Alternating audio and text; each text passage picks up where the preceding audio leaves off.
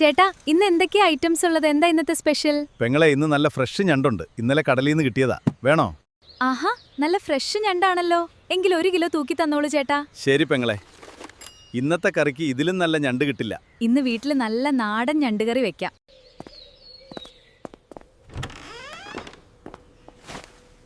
ഇന്നത്തെ ഉച്ചയ്ക്ക് നല്ല നാടൻ ഞണ്ടുകറി തന്നെയാ. എല്ലാവർക്കും ഇഷ്ടമാവും. ആദ്യം ഞണ്ട് നന്നായി കഴുകി വൃത്തിയാക്കണം. പിന്നെ കറി വെക്കാൻ പറ്റുന്ന രീതിയിലാക്കിയെടുക്കാം. ഇനി ഇതിലേക്ക് വേണ്ട മസാല തയ്യാറാക്കാം.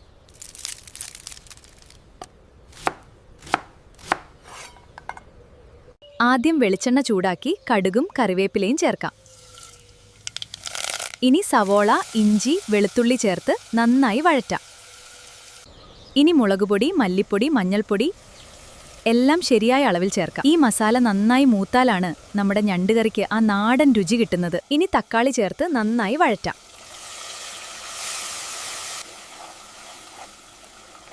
എണ്ണ തെളിയുന്നവരെ വഴറ്റിയാൽ നമ്മുടെ മസാല റെഡിയാവും. വൃത്തിയാക്കി വെച്ച ഞണ്ട് മസാലയിലേക്ക് ചേർക്കാം. ഓരോ കഷ്ണത്തിലും മസാല നന്നായി പിടിക്കണം. അപ്പോഴാണ് കറിക്ക് നല്ല രുചി കിട്ടുക. വെന്തു. ഇനി കുറച്ച് കറിവേപ്പിലയും 1 സ്പൂൺ വെളിച്ചെണ്ണയും ഒഴിക്കാം. ഇതാ നമ്മുടെ നാടൻ ഞണ്ടുകറി റെഡിയായി. ഈ ഞണ്ടുകറി സൂപ്പറായിട്ടുണ്ട്. അമ്മേ, എനിക്ക് കുറച്ചും കൂടി കറി വേണം. ഇഷ്ടമുള്ളത്ര കഴിക്കൂ. ഇനിയും കറിയുണ്ട്.